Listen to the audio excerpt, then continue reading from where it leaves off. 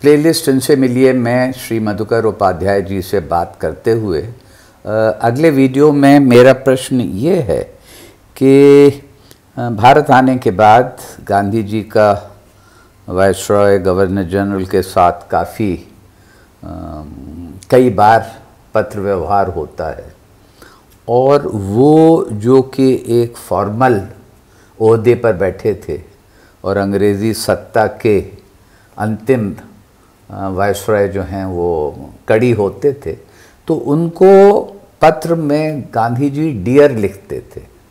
तो इसके पीछे भी क्या कुछ विशेष कारण था?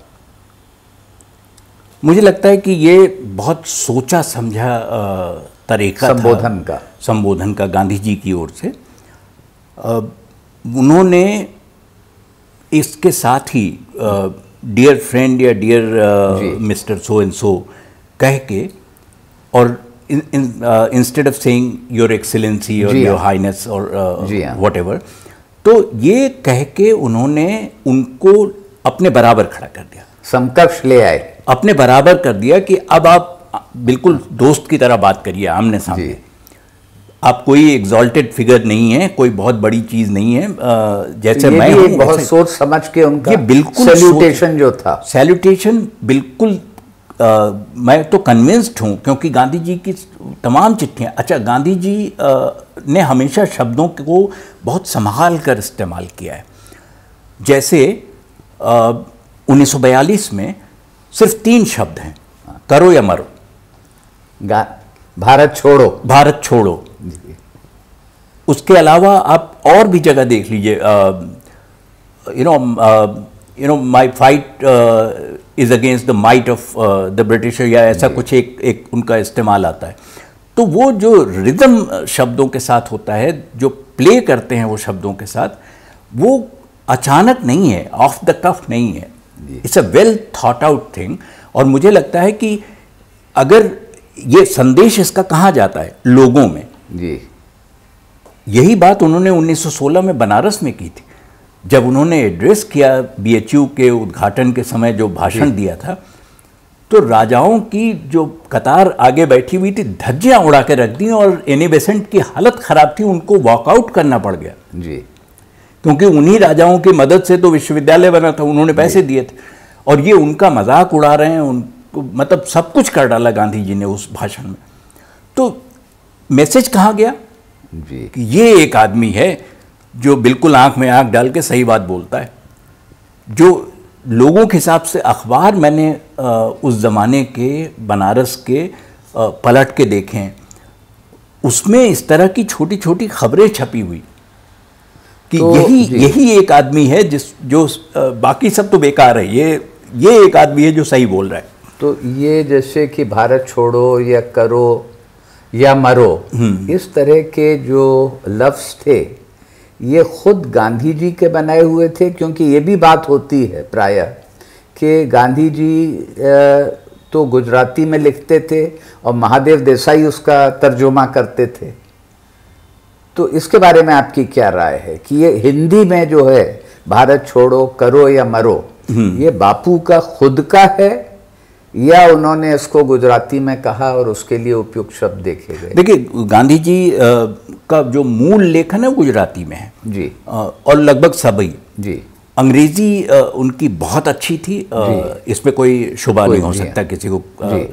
बल्कि वो तो यहाँ तक जाते हैं कि एक बार उन्होंने कहा कि मैंने कार्ल मार्क्स की दास कैपिटल पढ़ी, मुश्किल हुई मुझे पढ़ने में, मैं लिखता तो इससे बेहतर अंग्रेजी में लिख देता जी। तो कम्युनिकेशन स्किल्स गांधी कोई शक नहीं कि हाँ, कि मास्टर कम्युनिकेटर, पार एक्सेलेंस, मतलब बाकी तो कोई उसके आसपास भी नहीं ठहरता है। आप ओरेटरी कर सकते हैं जी, कम्युनिकेटर आप अच्छे हैं कि नहीं ये अलग बात है जी। आप बहुत अच्छे वक्ता हो सकते हैं, लेकिन दोनों में अंतर है। वो सीधे दिल में उतर जाते थे। मैं आपको किस्सा सुना दूं गांधी जी का। दांडी मार्च के समय जी, एक गांव में गांधी जी रुके जी, दोपहर का समय हो गया था। उन्होंने कहा कि यहीं हम लोग विश्राम करेंगे, यहीं खाना बनेगा, यहीं सब लोग खा लेंगे, नहा लें जिसको नहाना है, और फिर शाम का जो 10 किलोमीटर चलना होता था वो बाद में चलेंगे। लोगों ने आगे कहा कि बापू आप रुक तो गए यहाँ, इस कुएं में तो पानी नहीं है जिस कुएं के पास आप बैठ गए जी। तो उन्होंने कहा तो मैं क्या करूँ, मैं तो बैठ गया हूँ, अब आप यहीं करिए जो करना है। तो लोग कहीं से पानी ले आए, नहाया, खाना बना, खाया और ये चले गए। जब ये चले गए तो पता नहीं कहाँ से सोता फूटा कुएं के अंदर और उसमें पानी आ गया। अब गांव वालों को लगा कि ये तो देवता है, ये तो बिल्कुल इन्हीं की वजह से पानी आया, वरना तो हम परेशान हो गए। हाँ, चमत्कार हो गया। तो वो अपना भजन गाते हुए और जयकार करते हुए पीछे अगले गांव तक गए जहां गांधी जी पहुंच गए थे तब तक जी। तो गांधी जी ने महादेव देसाई से पूछा कि ये क्या है जी। तो उन्होंने कहा बापू ये लोग आपको धन्यवाद कहने आए हैं कि वो सूखा कुआं जो था उसमें पानी आ गया जी। तो गांधी जी ने कुछ कहा नहीं जी, उठ के बाहर आए जी।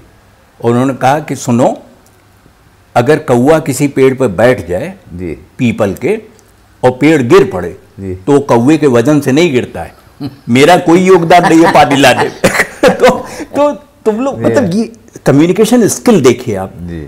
किस भाषा में, किस इडियम में, किस मुहावरे में वो कम्युनिकेट कर। यही बात आप किसी और तरह से कह के देखिए, इतना असर होगा? उसका असर नहीं होगा। और शायद किसी नेता में, किसी में ये बात है ही नहीं। ये नहीं थी। हाँ, बहुत तो अच्छा। ये चीजें गांधी जी को यूनिक बनाती।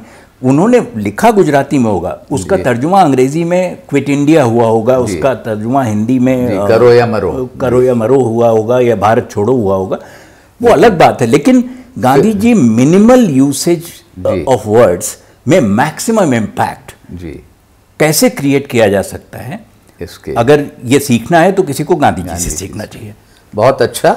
और इसी तरह की दिलचस्प बातें होती रहेंगी, देखते रहिए।